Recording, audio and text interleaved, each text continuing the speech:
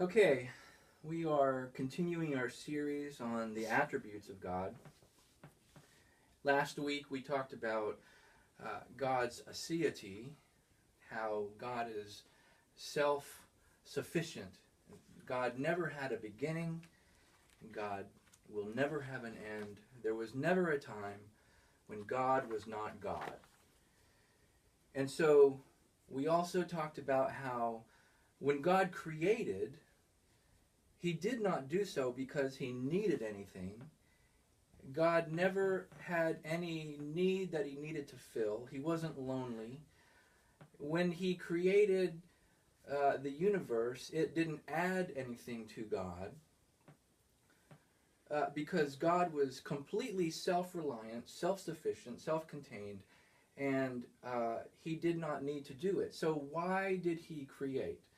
God created, we talked about last week, for His own pleasure and His own glory. And so that brings us to this week when we're going to be talking about the sovereignty of God. There is no attribute, Charles Spurgeon says, more comforting to his children than that of God's sovereignty. Under the most adverse circumstances, in the most severe trials, they believe that sovereignty has ordained their afflictions. Sovereignty overrules them, and that sovereignty will sanctify them all. So I want to begin by reminding us of the three foundational propositions that we must keep in mind throughout this series. Number one, God created all things.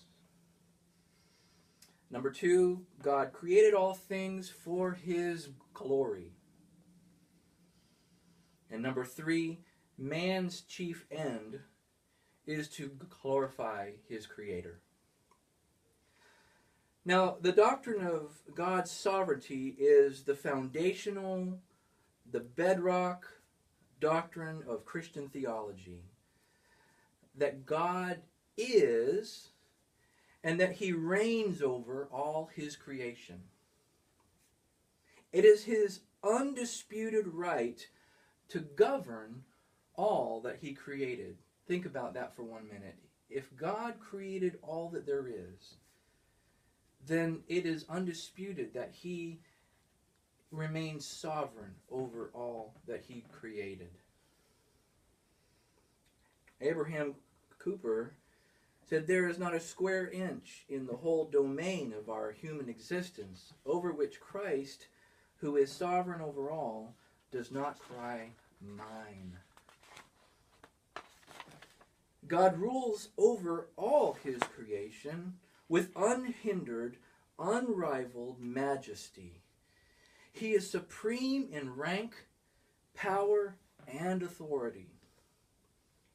A.W. Pink said, "God always does as He pleases, when He pleases, where He pleases, and with whom He pleases." God has ultimate authority and governs the affairs of all creation. There is no attribute of God that is more exalting than this truth. I'm going to take a look at another quote here by A.W. Pink, taken from his little book called The Sovereignty of God. Who is regulating affairs on this earth today, God or the devil? What saith the Scriptures? If we believe their plain and positive declarations, no room is left for uncertainty. They affirm again and again that God is on the throne of the universe, that the scepter is in His hands, that He is directing all things after the counsel of His own will. They affirm not only that God created all things, but also that God is ruling and reigning over all the works of His hands.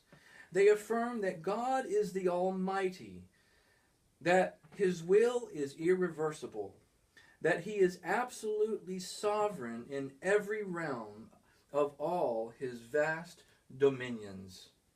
Only two alternatives are possible. God must either rule or be ruled, sway or be swayed, accomplish his own will or be thwarted by his creatures. Accepting the fact that he is the Most High, the only potentate and King of kings, vested with perfect wisdom and unlimited power, the conclusion is irresistible that he must be God in fact as well as in name. So let's take a look now at what the scriptures say about God's sovereignty. First of all, Psalm 103:19. The Lord has established his throne in the heavens, and his kingdom rules over all. Psalm 93, 1 through 2. The Lord reigns. He is robed in majesty. The Lord is robed. He has put on strength as his belt. Yes, the world is established. It shall never be moved. Your throne is established from of old. You are from everlasting. Now, Psalms 93 through 99 are often called the enthronement psalms. The common theme in these psalms is the Lord reigns. The phrase, the Lord reigns, by the way, is present tense, which means that it continues. It is always true now. It is in the present tense, not the past tense. The Lord didn't reign in the past and then stopped reigning sometime in history. The Lord continues to reign. Man does not reign. Circumstances do not reign. Luck does not reign. Nature does not reign. God alone reigns over all. So when we talk about God's sovereignty, what we're talking about is God's government. We here in the United States have a constitution that declares that those who govern are given permission to do so by the people. God, however, answers to no one. He is the supreme governor and sovereign king over all the universe. Psalm 2, 1 through 6 says, "Why do the nations rage and the peoples plot in vain? The kings of the earth set themselves, and the rulers take counsel together against the Lord and against his anointed, saying, Let us burst their bonds apart and cast away their cords from us. He who sits in the heavens laughs. The Lord holds them in derision. Then he will speak to them in his wrath and terrify them in his fury, saying, As for me, I have set my king on Zion, my holy hill." R.C. Sproul says, God's government is an absolute monarchy. No external restraints are imposed on him. He does not have to respect a balance of powers with a Congress or a Supreme Court. God is the President, the Senate, the House, and the Supreme Court, all wrapped into one, because he is invested with the authority of an absolute monarch. Now, all this talk about God's sovereignty, for those who are his followers, those who are believers, this brings great comfort. Some people fear that the devil is sovereign, but in reality, God alone is sovereign. I want us to look at Job chapter 1. In Job, the first part of Job, we get to see something. God allows us, his readers, to see something that we don't normally see. We see behind the curtain at what went on in the heavenlies and the spirit realm in relation to God and Satan in how they came to deal with Job. And this is very interesting when we look at this. Now, there was a day, starting in verse 6, now there was a day when the sons of God, those are the angels, came to present themselves before the Lord, and Satan also came among them. Now, first I want you to notice that Satan presented himself to God. This shows that Satan answers to God. The Lord said to Satan, "From where have you come?" Satan answered the Lord and said, "From going to and fro on the earth, and from walking up and down on it." And the Lord said to Satan, "Have you considered my servant Job, that there is none like him on the earth, a blameless and upright man, who fears God and turns away from evil?" Then Satan answered the Lord and said, "Does Job fear God for no reason? Have you not put a hedge around him and his house and all that he has on every side? You have blessed the works of his hands, and his possessions have increased in the land. But stretch out your hand and touch all that he has, and he will curse you to your face." And the Lord said to Satan, "Behold, all that he has is in your hand. Only against him do not stretch out your hand." So Satan went out from the presence of the Lord.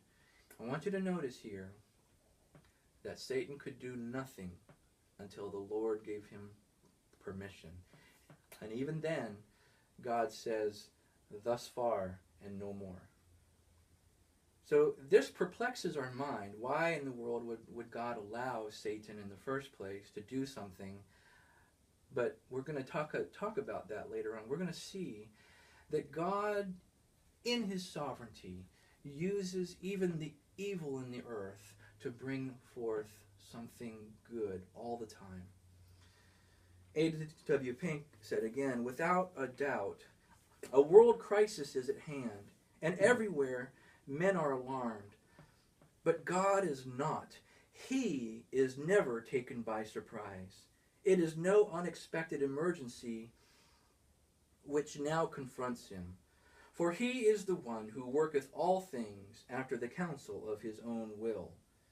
Hence, though the world is panic-stricken, the word to the believer is, fear not. All things are moving in accord with his eternal purpose, and therefore all things are working together for good to them that love God, to them who are called according to his purpose. For of him and through him and to him are all things." So if God allowed the greatest evil to happen, which is the crucifixion of his Son, according to his divine purposes, and through it brought about the greatest good, the salvation of all who believe, is there any doubt that God is on the throne, even in the midst of the chaos and the evil that we see in the world? Is there any doubt in our minds that if he could do that, that God is on the throne, and he is always on the throne? Every moment of every day, God is reigning. There are no boundaries set over his jurisdiction. He reigns supreme over the whole universe. R.C. Sproul is well known for his phrase, "There are no maverick molecules in the whole universe." God has ultimate authority and governs the affairs of all creation.